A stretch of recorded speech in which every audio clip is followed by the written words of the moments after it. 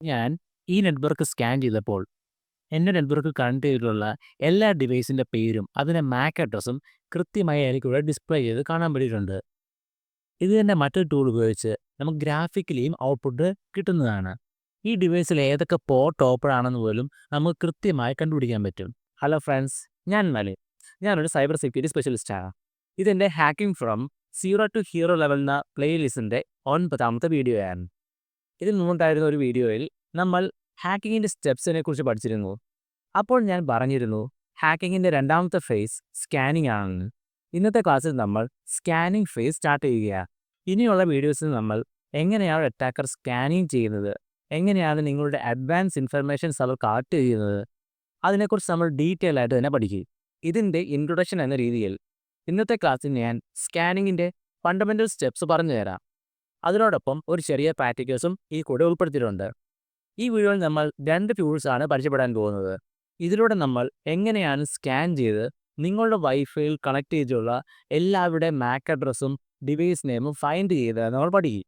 അപ്പോൾ നമുക്ക് നേരെ പ്രാക്ടിക്കലിലോട്ട് കിടക്കാം. ഹാക്കിങ്ങിൻ്റെ 5 ഫേസിനെ കുറിച്ച് പറഞ്ഞപ്പോൾ ഞാൻ എന്താണ് സ്കാനിങ് എന്ന് പറഞ്ഞിട്ടുണ്ടായിരുന്നു. എന്നാൽ ഇപ്പോൾ നമ്മൾ അല്പം കൂടെ ഡീറ്റെയിൽഡായിട്ട് സ്കാനിങ്ങിനെ കുറിച്ച് പഠിക്കുകയാണ്. സ്കാനിങ് എന്ന് പറയുന്നത് ഹാക്കിങ്ങിൻ്റെ സെക്കൻഡ് ഫേസ് ആണ്. ഈ ഫേസിലാണ് അറ്റാക്കേഴ്സ് അഡ്വാൻസ് ആയിട്ടുള്ള പല ഇൻഫർമേഷൻസും കളക്ട് ചെയ്യുന്നത്. അതേപോലെ എന്തൊക്കെ വൾനറബിലിറ്റീസ് നിങ്ങളുടെ ഭാഗത്തുണ്ട് തുടങ്ങിയ എല്ലാ ഇൻഫർമേഷൻസും അറ്റാക്കേഴ്സ് ഫൈൻഡ് ചെയ്യുന്നത് സ്കാനിങ് ഫേസിലാണ്. ഇതും ഒരു ഇൻഫർമേഷൻ ഗ്യാതറിംഗ് ഫേസ് തന്നെയാണ്. എന്നാൽ ആദ്യമേ പഠിച്ച നോർമൽ ഇൻഫർമേഷൻ ഗ്യാതറിങ്ങിനേക്കാളും കൂടുതലായ ഇൻഫർമേഷൻസ് നമ്മളിവിടെ കളക്ട് ചെയ്യുന്നുണ്ട്. ഉദാഹരണത്തിനായിട്ട് ഒരു മെഷീൻ്റെ OS എന്താണ്, ആ മെഷീനിൽ എത്ര പോർട്സ് അവൈലബിൾ ആണ്, അല്ലെങ്കിൽ ഏതൊക്കെ സർവീസസ് റണ്ണിങ് ആണ്, അതിൻ്റെ OSൻ്റെ വൾനറബിലിറ്റീസ് എന്തൊക്കെയാണ് തുടങ്ങിയ എല്ലാ ഇൻഫർമേഷൻസും നമുക്ക് മനസ്സിലാക്കാൻ പറ്റുന്നത് സ്കാനിങ്ങിലൂടെയാണ്. ഈ സ്കാനിങ് എല്ലാം അറ്റാക്കർ നടത്തുന്നതിന് ഒരു ഉദ്ദേശം മാത്രമേ ഉള്ളൂ. നിങ്ങളുടെ വൾനറബിലിറ്റീസ് എന്താണ്, അല്ലെങ്കിൽ നിങ്ങളുടെ സിസ്റ്റം സെറ്റിങ്സിൻ്റെയോ അല്ലെങ്കിൽ സെർവറിൻ്റെയോ ഒക്കെ വൾനറബിലിറ്റീസ് എന്താണെന്ന് മനസ്സിലാക്കുവാനാണ്.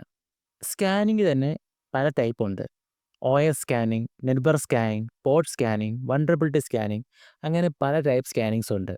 ഇതിൻ്റെ എല്ലാം ഫൈനൽ ഒബ്ജക്റ്റീവ് എന്ന് പറയുന്നത് വൾനറബിലിറ്റീസ് ഫൈൻഡ് ചെയ്യുക എന്നത് മാത്രമാണ്.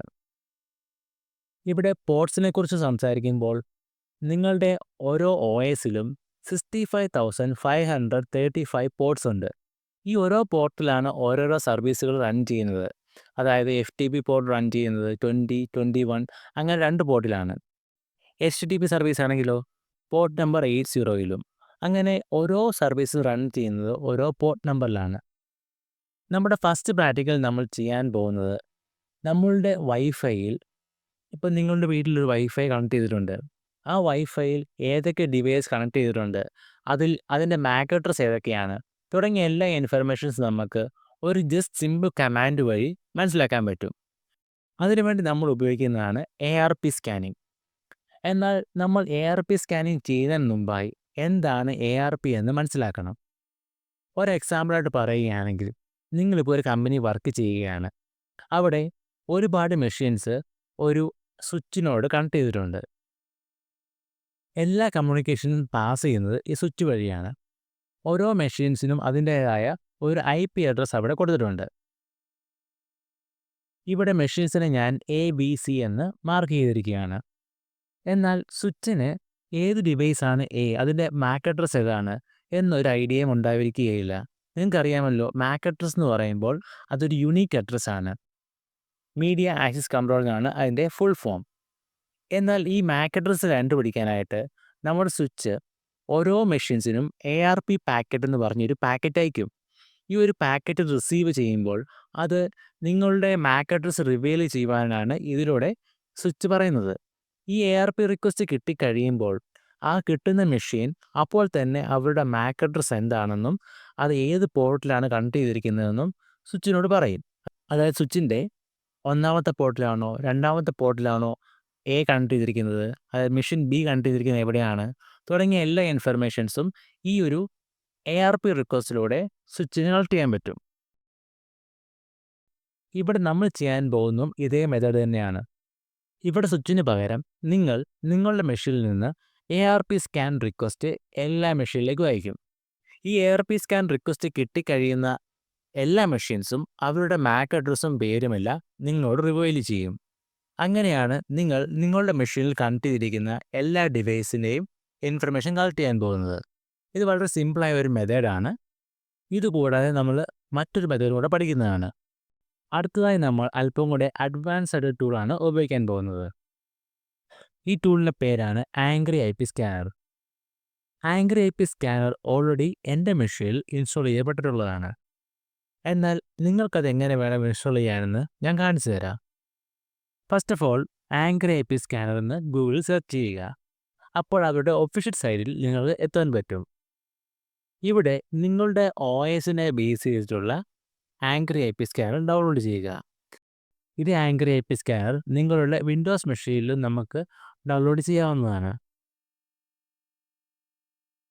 ഇപ്പോൾ ഞാൻ ഉപയോഗിക്കുന്ന ലിനക്സ് മെഷീൻ ആയതുകൊണ്ട് തന്നെ ഞാൻ ലിനക്സ് ബേസ് ചെയ്തിട്ടുള്ള ആംഗ്രി IP സ്കാനറാണ് ഡൗൺലോഡ് ചെയ്തിരിക്കുന്നത്. നമ്മളുടെ കാലി മെഷീൻ ഒരു Debian OS ആയതുകൊണ്ട് .db എന്ന പാക്കേജ് വേണം ഡൗൺലോഡ് ചെയ്യാൻ. ബൈ ഡിഫോൾട്ടായിട്ട് ഡൗൺലോഡ് ചെയ്ത പാക്കേജ് ഡൗൺലോഡ്സിലാണ് കാണുന്നത്. ഇതിൻ്റെ എക്സ്റ്റൻഷൻ നോക്കൂ, .deb എന്ന് വെച്ചാൽ Debian package. Debian package install ചെയ്യാനായിട്ട് dpkg-i എന്ന് കൊടുത്തതിന് ശേഷം ആ പാക്കേജിൻ്റെ പേര് അതുപോലെ കൊടുക്കുക. ഇവിടെ ഞാൻ കൊടുത്തപ്പോൾ പഴയ ഒരു വേർഷൻ നമ്പറാണ് കൊടുത്തത്. ഇപ്പോൾ ആംഗ്രി IP സ്കാനർ ഇൻസ്റ്റാൾ ചെയ്തിട്ടുണ്ട്. ഇനി ജസ്റ്റ് നിങ്ങളുടെ കാലി മെഷീനിൽ പോയി just angry IP scanner search ചെയ്യുമ്പോൾ ഇത് ഓപ്പണായി വരും. ആംഗ്രി IP സ്കാനർ ഓപ്പൺ ചെയ്തതിന് ശേഷം ഈ കാണുന്ന ഫെച്ചേഴ്സ് വിൻഡോയിൽ പോയാൽ നിങ്ങൾക്ക് വേണ്ട ഓപ്ഷൻസ് എല്ലാം ലെഫ്റ്റ് സൈഡിലേക്ക് ആഡ് ചെയ്യാൻ കഴിയും. റൈറ്റ്സിലേക്ക് മൂവ് ചെയ്യുകയാണെങ്കിൽ അത് റിമൂവ് ചെയ്യുകയാണ്. നമുക്ക് വേണ്ട ഹോസ്റ്റ് നെയിം ഫൈൻഡ് ചെയ്യുന്നതും MAC വെണ്ടറിനെ ഫൈൻഡ് ചെയ്യുന്നതും MAC അഡ്രസ് ഫൈൻഡ് ചെയ്യുന്നതും എല്ലാ ഓപ്ഷൻസ് നമുക്ക് ഇതിലേക്ക് ആഡ് ചെയ്യാം. ഇപ്പോൾ ബൈ ഡിഫോൾട്ടായിട്ട് തന്നെ നിങ്ങളുടെ നെറ്റ്വർക്കിൻ്റെ സ്റ്റാർട്ടിങ്ങും എൻഡിങ്ങും അവിടെ കൃത്യമായി ഫൈൻഡ് ചെയ്തിട്ടുണ്ട്. അതുകൊണ്ട് നമ്മൾ ജസ്റ്റ് അതിൻ്റെ CIDR വാല്യൂ മാത്രം മാറ്റി കൊടുത്താൽ മതി. അതായത് ആ നെറ്റ് മാസ്ക് ക്ലിക്ക് ചെയ്തിട്ട് /24 കൊടുക്കുകയാണെങ്കിൽ മാക്സിമം IP റേഞ്ച് അവർ സ്കാൻ ചെയ്യും.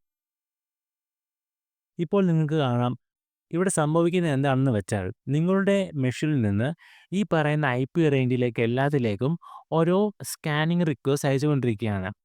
ഏതൊക്കെ മെഷീനാണ് ഈ IP റേഞ്ചിൽ ഉള്ളതെന്ന് വെച്ചാൽ ആ മെഷീൻ ഇവിടെ MAC അഡ്രസ്സും അതേപോലെയുള്ള ഡീറ്റെയിൽസും തിരിച്ച് അയച്ചു കൊടുക്കും. അത് നമ്മുടെ ആംഗ്രി IP സ്കാനർ ക്യാപ്ചർ ചെയ്തിട്ട് ഇവിടെ ഡിസ്പ്ലേ ചെയ്ത് കാണിക്കും. അപ്പോൾ ഫ്രണ്ട്സ്, നിങ്ങൾക്ക് ആംഗ്രി IP സ്കാനർ എങ്ങനെ ഉപയോഗിക്കണമെന്ന് മനസ്സിലായെന്ന് ഞാൻ കരുതുന്നു. അപ്പോൾ ഫ്രണ്ട്സ്, നിങ്ങൾക്ക് എല്ലാവർക്കും എങ്ങനെയാണ് സ്കാനിങ് നടക്കുന്നതിൻ്റെ ഒരു ഐഡിയ കിട്ടിയെന്ന് കരുതുന്നു. ഇത് നമ്മൾ പഠിച്ചത് വളരെ ബേസിക് ആയിട്ടുള്ളൊരു കാര്യം മാത്രമാണ്. ഇനിയുള്ള ക്ലാസ്സിൽ നമ്മൾ അഡ്വാൻസ് ആയിട്ടുള്ള പല കണ്ടൻസ് പഠിക്കുന്നുണ്ട്. അപ്പോൾ നമുക്ക് ഉടൻ തന്നെ മറ്റൊരു വീഡിയോയിൽ വീണ്ടും കാണാം. ബൈ.